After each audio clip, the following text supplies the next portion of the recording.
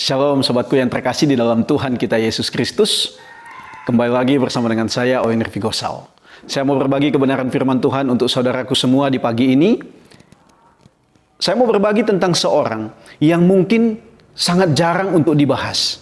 Atau mungkin ada di antara kita yang belum mendengar tentang kisahnya. Kisah Para Rasul pasal yang ke-9, ayatnya yang pertama sampai ayat yang ke-18. Dengan perikop Saulus bertobat. Biasanya orang hanya sering membahas tentang pertobatan Saulus atau nantinya dia Paulus di dalam ayat 1 sampai ayat yang ke-9. Bagaimana Tuhan menjumpai Paulus dan berbicara kepada dia. Namun sering sekali orang melupakan ayat 10 sampai ayat 18. Nah, itu yang kita mau pelajari hari ini berkaitan dengan seorang yang bernama Ananias. Ini Ananias yang berbeda atau tidak sama orangnya dengan yang di dalam pasal 5. Kisah Para Rasul pasal 5 di mana Ananias dan Safira membohongi rasul-rasul dan membohongi juga dikatakan Roh Kudus. Berbeda. Nah, di dalam Kisah Para Rasul pasal 9 ayat yang ke-10, di sana dikatakan di Damsyik ada seorang murid Tuhan bernama Ananias. Ketika dikatakan dia adalah murid Tuhan, ini bukan tanpa alasan.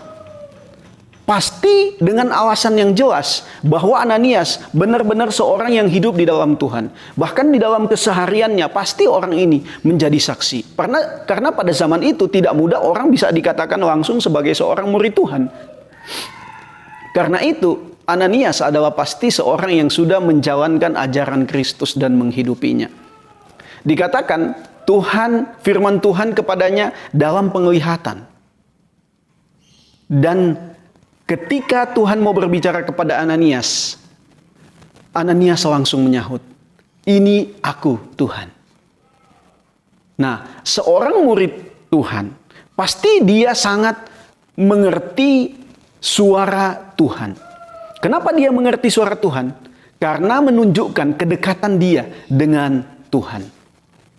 Saudaraku, kalau engkau dan saya mengatakan bahwa kita murid Tuhan, maka seharusnya kita adalah orang yang dekat dengan Tuhan dan dapat mengerti ini adalah firman Tuhan, ini Tuhan mau berbicara dengan saya, ini Tuhan mau memberikan pesan dengan saya. Dalam zaman saat ini kita bisa menerima pesan dari firman Tuhan.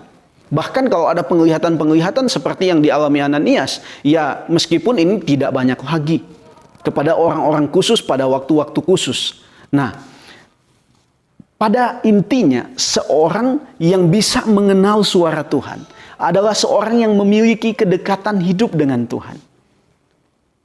Dan jika engkau dekat dengan Tuhan, maka Tuhan mau berkomunikasi dengan engkau. Dia mau untuk menyampaikan maksud-maksudnya, kehendak-kehendaknya, pesan-pesannya kepadamu.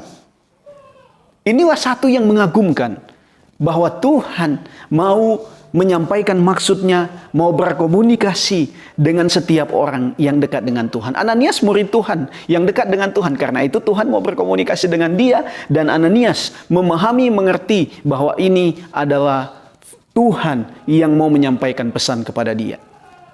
Dan dikatakan bahwa Tuhan berpesan atau menyuruh, memerintahkan Ananias di dalam ayat selanjutnya, ayat 11. Dikatakan bahwa kamu harus pergi ke jalan yang lurus, ke rumahnya Yudas, untuk menemui seorang yang dari Tarsus bernama Saulus.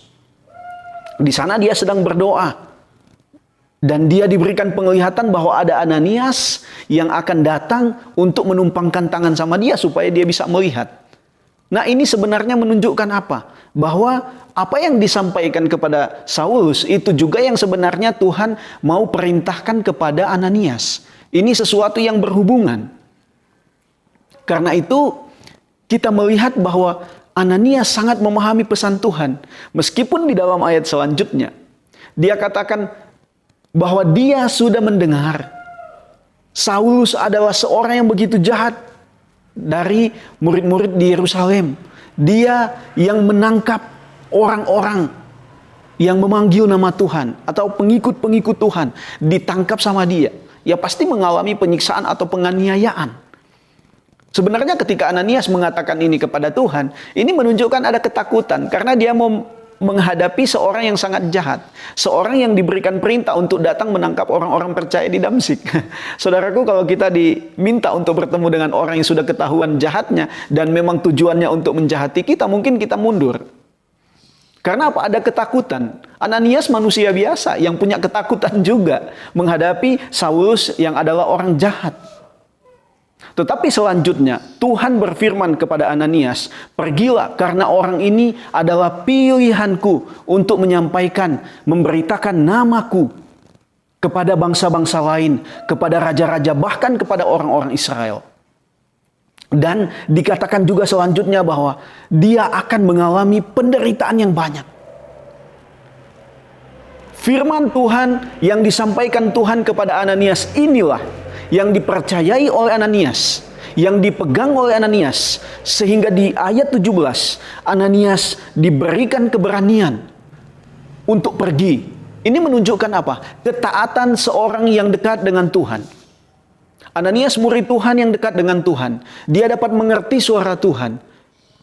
Dia memiliki komunikasi yang dekat dengan Tuhan. Meskipun ada ketakutan, namun dia percaya kepada firman bahwa Paulus ini adalah orang yang dipilih Tuhan untuk menyebarluaskan namanya. Karena itu saudaraku, Ananias dia pergi menjumpai Paulus di tempat yang sudah Tuhan beritahu kepada dia. Ini menunjukkan apa? Satu ketaatan yang harus disertai dengan sikap berani menerima risiko. Berani mengorbankan segala sesuatu. Dan pada akhirnya Ananias menumpangkan tangan kepada Paulus. Dan Paulus juga dibaptis. Sehingga Paulus menjadi apa? Alat Tuhan untuk menyebarkan namanya. Orang sering melupakan kisah atau cerita tentang Ananias. Padahal tahukah saudaraku, di belakang kehidupan seorang Paulus, ada Ananias yang dipakai Tuhan, dipilih Tuhan untuk datang kepada Paulus. Saudaraku yang terkasih, dari satu orang Paulus, Tuhan pakai Ananias sehingga dia bisa pergi. Dan saya mau katakan untuk kita semua, Tuhan mau pakai kita dengan cara Tuhan. Tuhan mau pakai kita untuk menyampaikan pesannya. Namun dikatakan kita harus menjadi murid yang dekat dengan Tuhan, yang mengerti suara Tuhan, yang percaya akan suara Tuhan, dan berani maju apapun resikonya bagi pekerjaan perluasan kerajaan Allah. Doakan apa yang Tuhan mau untuk lakukan melalui hidupku dan hidupmu. Karena kamu ada di dalam dunia, tidak mungkin diciptakan dengan kesia-siaan. Tapi ada tujuan yang kekal untuk perluasan kerajaan Allah. Seperti Ananias yang dipakai Tuhan, Tuhan juga mau pakai hidup kita. Seperti Paulus yang dipakai Tuhan menyebarluaskan namanya, Tuhan juga mau pakai kita. Tuhan Yesus memberkati kita semua pagi hari ini. Tetaplah kuat di dalam